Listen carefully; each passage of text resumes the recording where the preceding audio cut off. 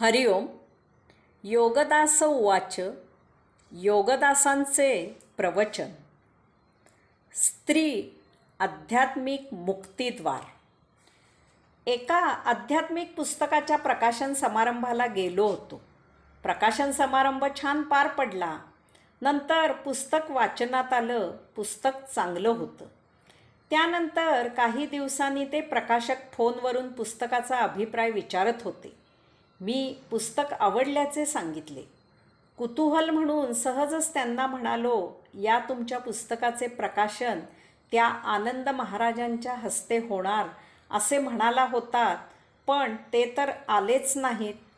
त्यांना वेळ झाला नाही की. मला मध्येच थांबवत ते म्हणाले, तसं काही नाही. आमच्या लेखक महाशयांच्या सौभाग्यवती व्यासपीठावर बसणार असं त्यांना समजल्यावर ते म्हणाले, व्यासपीठावर आमच्या शेजारी स्त्री असता कामा नये. मला लेखक महाशयांसाठी समस्या निर्माण करायची नव्हती.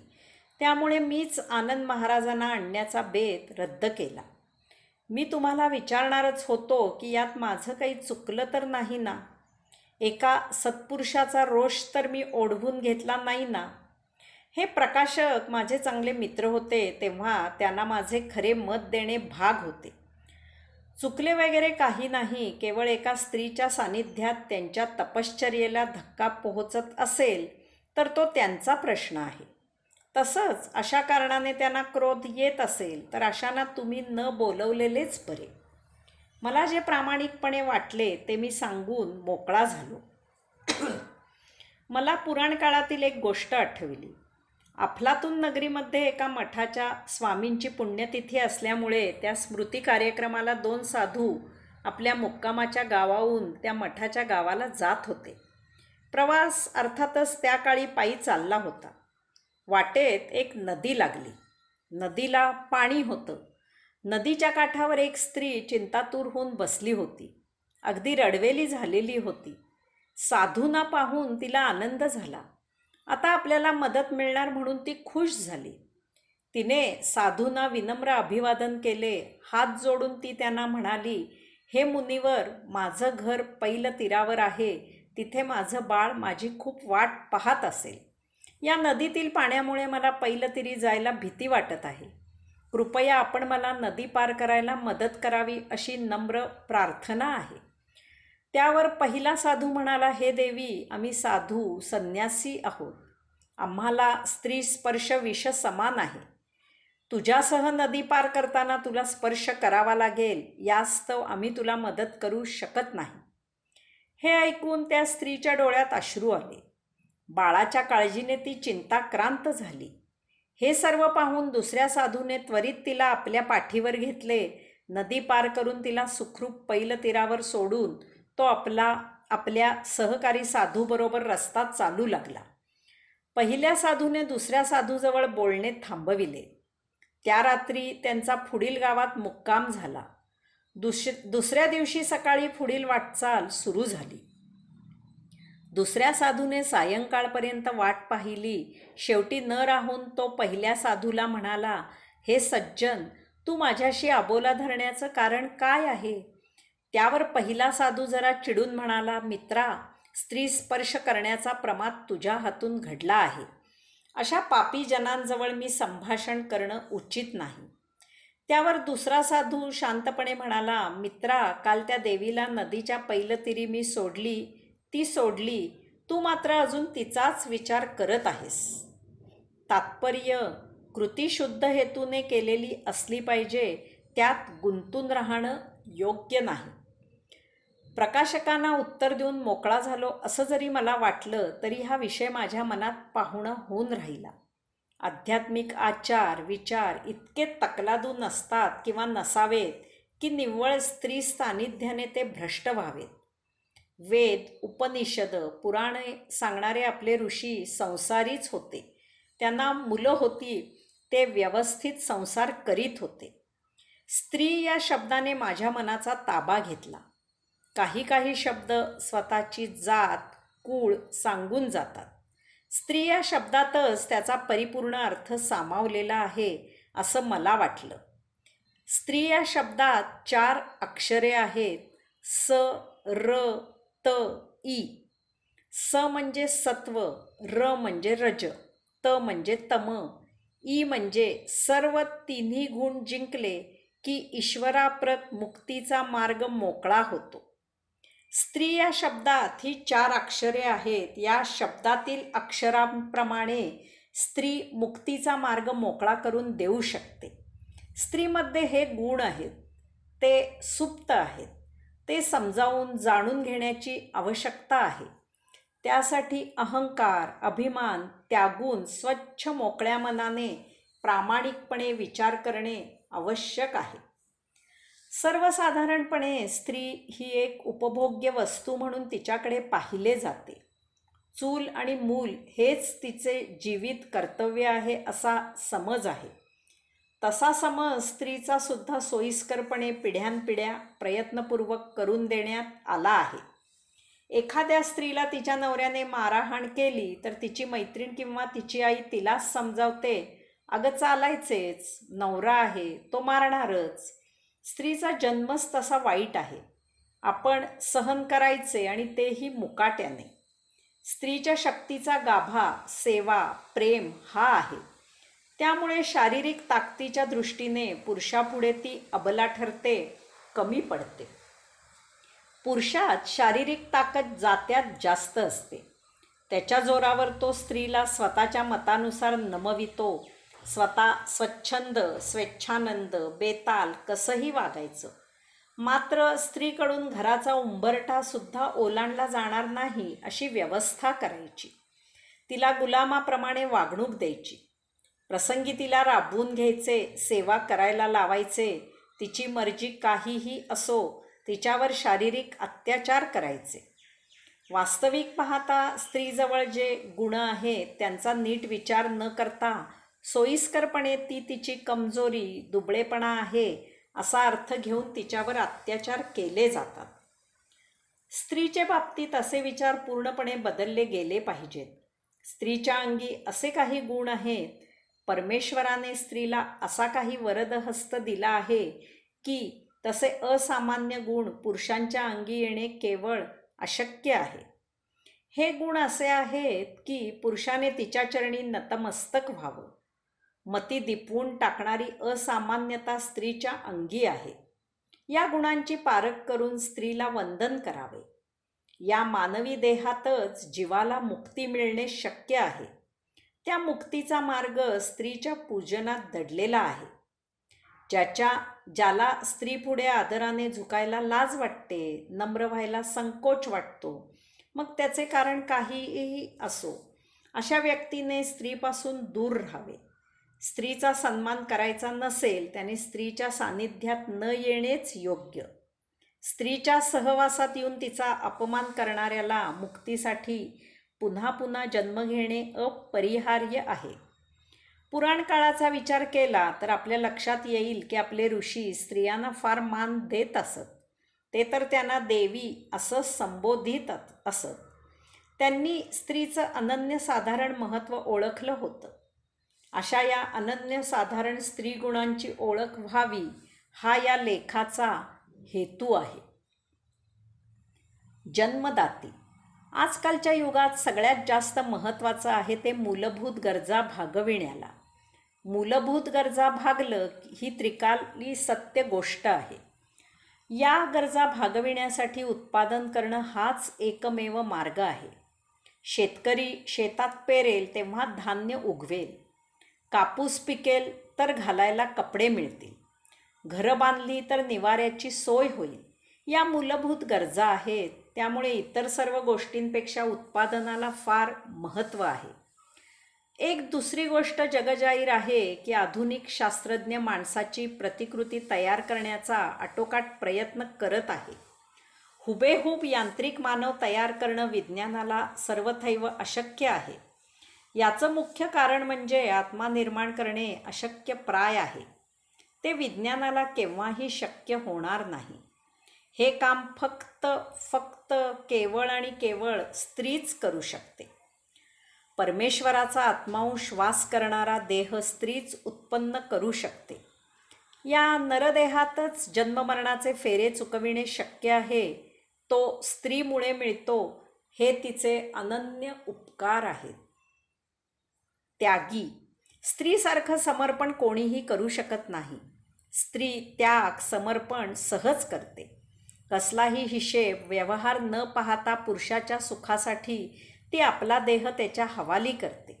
स्वतःच्या प्रसिद्धीचा विचार बाजूला ठेवून ती दुसऱ्याला पुढे जाऊ देते. कित्येक जणांच्या अर्धांगिनी त्यांच्यापेक्षा ज्ञानाने, बुद्धीने, कौशल्याने वगैरे सरस असतात, पण आपल्या पतीची अस्मिता जपण्यासाठी त्या आपणहून मागे राहतात. हा त्याग स्त्रियांजवळ स्वाभाविकच असतो. एखाद्या प्रसंगी त्या सहज त्याग करून मोकळ्या होतात, मनामध्ये कसलीही खंत न बाळगता. प्रेमी, स्त्री निस्सीम आणि निस्वार्थी प्रेम करते. प्रेमाच्या विविध छटा ती सहजपणे जगते. एकाच वेळी वेगवेगळ्या भूमिकातून प्रेम देते. काहींचं विवेचन येथे करूया. वात्सल्य, स्त्रीसारखं वात्सल्य असणं कठीण आहे. अपत्यावर प्रेम स्त्रीनेच करावे. अपत्य हुशार, ढ, व्रात्य, खोडकर, शांत कसंही असो, ती त्याचं संगोपन सारख्याच प्रेमाने करते. अपत्य अपंग असेल तर माता त्याच्यासाठी अपार खस्ता खाते. इतर मुलांपेक्षा अपंग मुलावरती जास्त प्रेम करते. सतत त्याची काळजी घेते. स्वतःच्या जीवापेक्षा अपंग अपत्याला ती जास्त जपते. ममता मातेकडूनच शिकावी. याच तिच्या गुणामुळे ती उत्तम दाई होऊ शकते. दुसऱ्याचे मूल प्रेमाने वाढविणे केवळ स्त्रीच करू शकते. हा गुण इतर योनींमध्ये सुद्धा आढळतो. कुत्रीने पिल्लांना जन्म दिला तर त्या कुत्रीला भक्ष्यासाठी बाहेर जायला मिळावे म्हणून दुसरी कुत्री त्या पिल्लांचे रक्षण करायला येऊन थांबते. प्रेमिक, एखाद्या पुरुषाला आपला मानला की स्त्री त्याला हातचं न राखता अर्पण होते. पुरुषाच्या प्रमादांवर पांघरूण घालते. स्वतः कष्ट सोसते आणि आपल्या पुरुषाची काळजी घेते. त्याच्या सुखात स्वतःला झोकून देते. त्याने प्रतारणा केली तर त्याला वाऱ्यावर सोडून न देता तो सुधारावा म्हणून प्रयत्न करते. कनवाळू, आपल्याकडे म्हण आहे, चुकलं माकलं पदरात घ्या. पदर स्त्रीलाच असतो म्हणूनच असं म्हणायची प्रथा पडली असावी. प्रमाद घडल्यावर स्त्री त्याला सहानुभूतीने विचार सहज करते. दया भावना तिच्या अंगी जात्याच असते. ती सहजगत्या कठोर होऊ शकत नाही. दीन गरिबांची तिला दया येते. प्रसंगी आपल्या तोंडचा घास दुसऱ्याला भरवायला स्त्री सहज तयार होते. भिक्षेकऱ्याला ती विनमुख पाठवत नाही. मायाळू, स्त्री मायाजाल पसरणारी असते. मायाजाल म्हणजे प्रेमाचा अतिउच्च बिंदू असतो. तिच्या प्रेमळ मायाजालातून सही सलामत बाहेर पडणं कठीण असतं. प्रेमाचा अतिउच्च बिंदू पार करणं मोठमोठ्या तपस्व्यांना जड जातं. यात खरं पाहता दोष त्या तपस्व्यांचा असतो, पण स्वतःचा कमजोरपणा लपवून ते त्याचं खापर स्त्रीच्या माथी फोडून मोकळे होतात. त्यासाठी स्त्रीला विष म्हणून तिची उपेक्षा करतात. सखी, मैत्री आणि सख्य यात फरक आहे. निव्वळ मित्रत्व, निरपेक्ष मैत्री, निष्पाप मैत्री म्हणजे सख्य. अशी सखी स्त्रीच असू शकते. वादविवाद, गैरसमजूत, इतरांचा प्रभाव, मतांतरे इत्यादी कारणाने सख्य तुटत नाही. वेळप्रसंगी कटू पण सत्य, योग्य, गुणकारी सखीच बोलू शकते. ती मृदू पण ठाम प्रतिपादन करते, कारण हे बोलणे निस्वार्थी असते. त्यात तिचा कसलाही वैयक्तिक उद्देश नसतो. अशावेळी ती स्पष्ट, परखड पण अपमान न करता आलेला क्रोध मित्रत्वाच्या नाजूक बंधनाने शांत करते. संयमी, स्त्री खूप संयमी असते. तिच्या मनाविरुद्ध घटना घडली तरी ती संयम पाळते. किरकोळ गोष्टी ती व्यक्त करत नाही. गंभीर प्रकार काळ वेळ पाहून योग्य वेळी मर्यादा न ओलांडता कानावर घालते. आनंद झाला तरी तो व्यक्त करताना उतावळेपणाचे प्रदर्शन करत नाही. तिचा अपमान झाला असला तरी संयम ठेवते. आपल्या विरोधाने भांडण तंटा निर्माण होऊ न देण्याची चाणाक्ष दक्षता ती घेते. रिपूंचे उतावळे उघड प्रदर्शन ती मांडत नाही. प्रेरक. स्त्री प्रेरक म्हणजे उत्तेजन देणारी असते. अन्यायाविरुद्ध उभं राहण्याचं नैतिक बळ स्त्री देते. रावणाचा वध म्हणजे न्याय, नीती, धर्म यांचा जय होता. सीतामाईने स्वतः बंदिवास पत्करून रामाला त्याच्या विरुद्ध लढायला चेतवलं. द्रौपदीने आणि कुंतीने पांडवांना अनीतीने वागणाऱ्या कौरवांविरुद्ध लढायला उद्युक्त केलं. अशी ही यादी वाढवता येईल. हे असे गुण फक्त स्त्रीमध्येच आढळून येतात. या गुणांची कदर करून त्यांचा आदर राखून त्यांना आत्मसात करून सत्व, रज, तम हे गुण जिंकता येतात. तमोगुण. रिपूंच्या आहारी गेलेला तमोगुणी असतो. तमगुणाच्या आहारी जाणं म्हणजे आळशांचा राजा.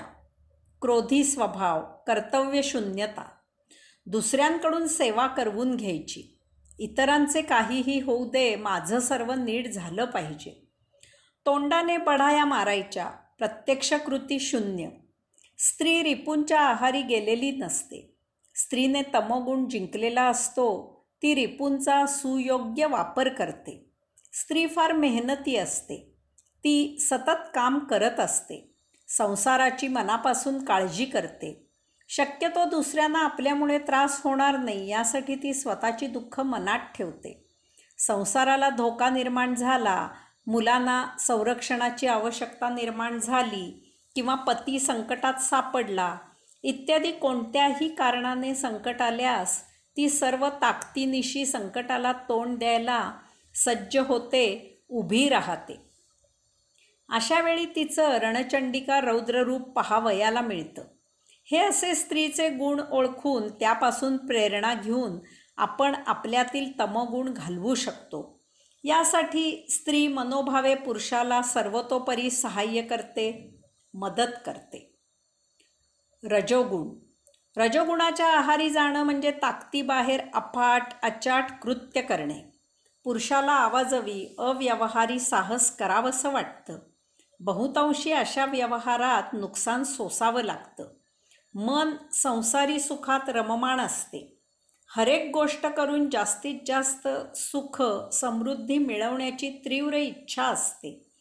कसंही करून सर्व सुख समृद्धी स्वतःकरिता मिळविण्याचा आटोकाट प्रयत्न असतो. जे जे दिसेल ते मिळविण्याच्या लालसेपोटी विवेक तारतम्य राहत नाही. स्त्रीने रजगुण जिंकलेला असतो. ती समतोल मनाने आचार विचार करणारी असते. ती संयमी असते. स्वकष्टाने प्रामाणिकपणे मेहनत घेऊन जे मिळेल त्यात समाधान मानणारी असते. ती मर्यादा न ओलांडणारी असते. हे तिचे गुण रजोगुण काबूत ठेवायला उपयुक्त असतात. अशा प्रकारे आचरण करणारा पुरुष तिला मनापासून आवडतो. सत्वगुण. सत्वगुण म्हणजे समतोल आचरण. तमगुण आणि रजगुण यांचा समतोलपणा. पण यामुळे प्रगती खुंटते, कारण मनुष्य आत्मसंतुष्ट होतो. अध्यात्म मार्ग सापडलेला असतो तरीसुद्धा त्या मार्गावर पाऊल पडत नाही. स्त्री स्वभावाने परोपकारी दयाळू असते. ती श्रद्धाळू असते. या तिच्या गुणाने ती सर्वत्र परमेश्वर पाहते. सत्वगुणापलीकडे जाण्याचा येथेच मार्ग असतो. स्त्रीच्या धार्मिक वृत्तीने अशा तिच्या सहवासाने प्रेरणा मिळून पुरुषाचा आध्यात्मिक मार्ग सुकर होतो. ईश्वर सान्निध्य तम रज सत्व या गुणांपलीकडे असतं. हे गुण पार करून आपण त्रिगुणातीत झालो की तेथे परमेश्वराचे अधिष्ठान असते. स्त्रीकडून हे गुण आत्मसात करावे. ते न जमल्यास तिच्या गुणांचा आदर करावा. तिला सन्मानाने वागवावे. निदान तिचा अपमान तर मुळीच करू नये. स्त्रीचा अपमान पापास कारण होतो. पण अभाग्यांना हे कळत नाही. कळलं तरी पुरुषी अहंकारामुळे वळत नाही. ब्रह्मातूनच माया निर्माण झाली. एकपेशीला जीव कंटाळेल त्याचं जीवन सुकर करण्यासाठी म्हणून त्या परमात्म्याने स्वतःमधूनच माया निर्माण केली. माया हे त्या परमेश्वराचंच दुसरं रूप आहे. ब्रह्म म्हणजे चेतना, माया म्हणजे शक्ती. ही आदिमाया आदिशक्ती आहे. माया म्हणजे शारदा, शारदा म्हणजे ज्ञान वाणी. ही त्या परमेश्वराची भार्या स्फूर्ती देवता. हिच्यामुळे जीवाचा एकटेपणा नाहीसा झाला, जिणं आनंदी झालं. मादी नारी स्त्री ही आदिमायेमधून आदिशक्तीमधून निर्माण झाली आहे. ती आपली सेवा करते हा तिचा मोठेपणा आहे. ती आपल्याला सुखी आनंदी ठेवते हे आपले भाग्य समजावे. त्या सेवेचा आनंद घ्यावा. सेवा देणारा खुश असेल, समाधानी असेल तर आपल्याला आणखी आणखी आनंद मिळेल. या नारीचं स्त्रीचं महत्त्व ओळखावं. दुर्गाष्टमीची पूजा ही स्त्रीचीच पूजा असते. इतर देवतांची पूजा आपण सणवाराला तर करतोच, तसेच त्यांना इतर दिवशी विसरत नाही. गणेश चतुर्थीला गणपती पूजला तरी इतर दिवशी आपण त्याचा मान राखतो. याचप्रमाणे घरातील लक्ष्मीचा, स्त्रीचा कायम आदर करावा, सन्मान ठेवावा. यातच जीवनाचा आनंद सामावलेला आहे. स्त्री आदिशक्तीमधून निर्माण झाली आहे. स्वाभाविक प्रश्न पडतो की अशी ही स्त्री अबला, दुर्बल, पुरुषाकडून मार खाणारी कशी असते? ती अशा वेळी स्वतःचं संरक्षण का करू शकत नाही? याचं उत्तर जरा सविस्तरपणे येथे पाहूया. यासाठी आपल्याला अनेक ठिकाणी पाहायला मिळणारं उदाहरण घेऊ. एकाच घरात एकाच आईवडिलांची 2 मुलं पूर्ण भिन्न स्वभावाची असतातच. त्यांच्या स्वभावात जमीन आसमानाचा फरक असतो. ती इतकी वेगळ्या आचारविचारांची असतात की ती सख्खी भावंडं आहेत यावर विश्वास बसत नाही. त्यांच्यावर एकाच आईवडिलांचे संस्कार झाले आहेत हे खरं वाटत नाही. याचा अर्थ एकाच ठिकाणी प्रेरणा, शक्ती, चेतना एकाच प्रकारे काम करतेच असं नाही. याचप्रमाणे परमात्म्याच्या एकाच चेतनेमधून आलेली शक्ती पुरुष आणि स्त्री यामध्ये भिन्न प्रकारे काम करते. पुरुष त्याची शक्ती पराक्रम, साहस, शारीरिक कष्ट, शारीरिक ताकदीची कामे इत्यादी इत्यादी कारणांसाठी वापरतो. नारी तिची शक्ती सेवा, संगोपन, प्रेम, माया इत्यादी इत्यादी कारणांसाठी वापरते. स्वाभाविकच शक्तीची भिन्न भिन्न रूपे स्त्री आणि पुरुष यांच्यामध्ये पाहायला मिळतात. यास्तव स्त्री पुरुषांच्या शारीरिक ताकदीपेक्षा कमी पडते. या बाबतीत ती पुरुषाचा मुकाबला करू शकत नाही. पण एक फार फार महत्त्वाची गोष्ट आवर्जून लक्षात ठेवावी. स्त्रीची ऊर्जा पुरुषापेक्षा 8 पट जास्त असते. ती जर चेतावली, भडकली, उत्सर्जित झाली तर तिला आटोक्यात काबूत आणणे अशक्य असते. त्याचे परिणाम म्हणजे सर्वनाश अटळ असतो. ती शांत असते तोपर्यंतच ठीक असतं. एक साधा विचार करण्यासारखा आणि सहज समजण्यासारखा आहे. स्त्री जर घरामध्ये सुखी, संतुष्ट, समाधानी, आनंदी असेल तर त्या घराचा सगळा कायापालट होतो. घरातील मोठ्या व्यक्तींची काळजी, त्यांचा आदर, मान राखला की त्यांचे आशीर्वाद मिळतात. पुढील पिढीवर याचे उत्तम संस्कार होतात. घरातील इतर नातेवाईकांचं आदरातिथ्य केलं जातं. गृहस्थ धर्म पाळला जातो. घरच्या कमवत्या करत्या पतीचा सन्मान केला जातो. त्याच्या कष्टाचं आपुलकीने कौतुक केलं जातं. त्याच्या सेवेला स्त्री आनंदाने, प्रेमाने, तत्परतेने हजर होते. त्याच्या सर्वस्वी सुखाची काळजी घेतली जाते. मुलाबाळांचा सांभाळ छान प्रेमाने केला जातो. मुलं घरातील आनंदी वातावरण सुसंस्कृत होतात. ती घराची काळजी घेते. एकूणच घर आनंदाने सदा बहारलेले असते. अशा घरात सुख, समृद्धी, धन, संपदा, आरोग्य सतत वास करते. मनुष्य नेहमी शांतीच्या शोधात असतो. दिवसभर काम आटपून घरी शांत बसायला मिळावं अशी प्रत्येकाची इच्छा असते. अशा या सुखी घरात त्याला आराम आणि शांतता मिळते. आता तर बहुतेक घरच्या गृहस्वामिनी नोकरी, काम, व्यवसाय करून घरातील मिळकतीला बळकटी आणतात. त्यामुळे घरात आर्थिक समृद्धी असते. हे सर्व घरच्या स्त्रीच्या समाधानात दडलेले असते. स्त्री सुखी तर घर सुखी. स्त्री ही क्षणाची पत्नी असते आणि अनंत काळची माता असते. ह्या म्हणण्याला फार फार महत्त्व आहे. कृती लहान मोठी, चांगली वाईट, भली बुरी कशीही असो, केलेल्या कृतीचे उत्तरदायित्व स्वीकारणे, ते पार पाडणे, निभावून नेणे हे फार महत्त्वाचे असते. कृती करणे एक वेळ सोपं असतं. त्या कृतीतून निर्माण होणाऱ्या कृत्याचं पालकत्व ही जबाबदारी असते. जन्म देणं सोपं आहे, पण त्यानंतर त्या जीवाचा दीर्घकाळ सांभाळ करणं हेच महत्त्वाचं असतं. जीवाचं पालन पोषण फार काळ करावं लागतं. ते केवळ निस्वार्थीपणानेच करावं लागतं. जमिनीत लावलेले रोपटे फळ फूल देऊ लागले तरी ती जमिनीवरच असते.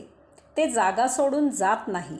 मुक्या जीवांना बांधून ठेवून कोंडून ठेवून त्यांचा सांभाळ केला जातो. अशा या पालनाने वनस्पती मुके जीव आपले बंदे असतात. त्यांची सेवा माणूस आपल्या मर्जीने उपभोगतो. माणसाच्या पालनाचं तसं नाही. जन्म दिल्यावर त्याचे पालन पूर्ण निष्काम भावनेनेच करावे लागते. त्यात चूक झाली तर तेच मूल मोठेपणी वाभाडे काढून दोष मात्र देते. लालन पालन करून मूल मोठे झाल्यावर ते पालकांना विचारेल याची खात्री देता येत नाही. मोठे मूल उमज आल्यामुळे शहाणे होते, त्याचे पाय जमिनीवर राहत नाही. त्याचप्रमाणे जाणते मूल बंधनात राहत नाही. ही अशी वेडी माया वात्सल्य केवळ स्त्रीच देऊ शकते. स्त्री ही क्षणाची पत्नी असते आणि अनंत काळाची माता असते. हे वाक्य फार महत्त्वाचे आहे. ती एका क्षणापुरतीच पत्नी असते. बाकी इतर वेळी ती घरातील लहान मोठे खुद्द पतीची सुद्धा माता होऊन सांभाळ करते. संपूर्ण घराला स्त्रीचा फार मोठा आधार असतो. अशा या स्त्रीचा घरातील प्रत्येकाने मान राखावा. तिच्यातील सुप्त गुण जाणून त्यांची कदर करायला शिकावे. ते गुण प्रत्येकाची आध्यात्मिक प्रगती करायला उपयुक्त आहेत. तम रज सत्व गुणांच्या पलीकडे जाण्याचा, परमेश्वराप्रत जाण्याचा मार्ग स्त्रीचा सन्मान राखल्यानेच घरच्या घरी उपलब्ध होतो. तिच्या आनंदात पूर्ण घराचा आनंद सामावलेला आहे. सर्वप्रथम पतीने अभिमान अहंकार नाहीसा करून घरातील स्त्रीला, या घरच्या लक्ष्मीला सकाळी उठल्यावर वंदन करण्याचा प्रघात पाडावा. त्यामुळे घरातील बाकीचे आपोआपच तिचा मान राखतील. घरातील लक्ष्मी घरात नीट असेल तर घरातील अमंगल इडा पिडा बाहेर जाईल. बाहेरील धन धान्य समृद्धीची लक्ष्मी घरात येईल. स्त्रीची शक्ती कशी काम करते त्याच्या एका कथेने या लेखाची सांगता करूया. अफलातून नगरीमध्ये मोहन राहत असे. डिसेंबर महिना होता. ऐन थंडीचे दिवस होते. त्याने आपल्या कॉलेजमधील मित्रांना आपल्या घरी रविवारी सायंकाळी 7 वाजता सहज एकत्र जमून गप्पा मारण्यासाठी बोलावणे केले होते. बोलावणे करताना मैत्रिणींना बोलावले आहे किंवा कसे ते त्याने कोणाला सांगितले नाही.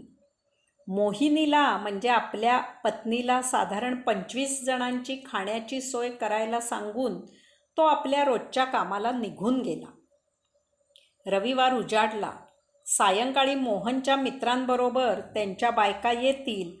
आपल्याला खाण्याचं टेबल लावायला त्यांची मदत होईल अशा विचाराने मोहिनी निश्चिंत होती. सायंकाळी सर्व मित्र 6 वाजताच जमले. बाहेर भरपूर थंडी होती. कॉलेजच्या जुन्या मैत्रिणी येणार म्हणून वेळेआधीच सर्व हजर झाले. तसेच आपल्याबरोबर आपल्या बायकोला कोणीच आणले नाही. 6 वाजताच दिवाणखाना सर्व मित्रांनी भरून गेला. गप्पांना ऊत आला होता. जुन्या आठवणींना उजाळा देत वेळ कसा मजेत जात होता. 7 वाजेपर्यंत सर्व मित्रांनी वेळ काढला. प्रत्येकाला वाटत होतं की वर्गमैत्रिणी येतील, जरा जुन्या टवाळक्या करू, पण निराशा झाली. इतक्यात 7 वाजता एक रिक्षा बाहेर येऊन थांबली. त्या रिक्षेतून चक्क त्यावेळची कॉलेज क्वीन रश्मी उतरली. सगळे मनातल्या मनात खुश झाले. रश्मी मोहिनीची नातेवाईक होती. तिने लग्न न करता आयुष्य जगायचं ठरवलं होतं. खास कारण असं काहीही नाही. लग्न जमायचं तेव्हा वेळेवर जमू शकले नाही. ती वेळ निघून गेल्यावर या फंदात न पडण्याचं तिने ठरवून टाकले. ती अविवाहित राहिली. ती मोहिनीला सहजच भेटायला म्हणून आली होती. आत कॉलेजचे टोळभैरव जमले आहेत हे तिला माहीत नव्हते. रश्मी आल्याचा मोहिनीला विशेष आनंद झाला. तिच्या मदतीला, तिला कंपनी म्हणून तिला रश्मी देवदूतासारखी वाटली. हॉलमध्ये तमाम कॉलेज मित्र पाहून रश्मी खुश झाली. मोहिनीने तिला स्वयंपाकघरात नेऊन मदतीची आवश्यकता आहे हे सांगितले. रश्मी अर्थातच कामाला लागली. आता प्रश्न होता की हॉलमध्ये सर्व बसलेले असताना या दोघींनी तिथे जाऊन खाण्याची मांडामांड कशी करावी हा. इतक्यात कावऱ्याबावऱ्या नजरेने रश्मी हॉलमध्ये गेली. जवळजवळ किंचाळतच ती म्हणाली, माझ्या नाकातील हिऱ्याची चमकी रिक्षेतून उतरताना खाली पडली. आता आधी चमकी शोधायला हवी, मग खाणं. एवढं म्हणून रश्मी बाहेर जाऊन चमकी शोधू लागली. बाहेर काळोख होता. थंडीने कुडकुडायला होत होतं. तरीसुद्धा हळूहळू प्रत्येकजण अगदी सहज म्हणून बाहेर जाऊ लागला. चमकी शोधू लागला. सगळा हॉल रिकामा झाला. रश्मी घरात केव्हा आली आणि मोहिनीला मदत करू लागली ते कोणालाच कळले नाही. सर्वजण काळोखात, थंडीत, कुडकुडत रश्मीची चमकी मोहिनीने जेवायला हाक मारेपर्यंत शोधत होते. न हरवलेली चमकी कोणालाच सापडली नाही. रश्मीच्या एका विनंतीनुसार प्रत्येकाने आपापली डिश, चमचा, वाटी घासून टाकली. हरिओम.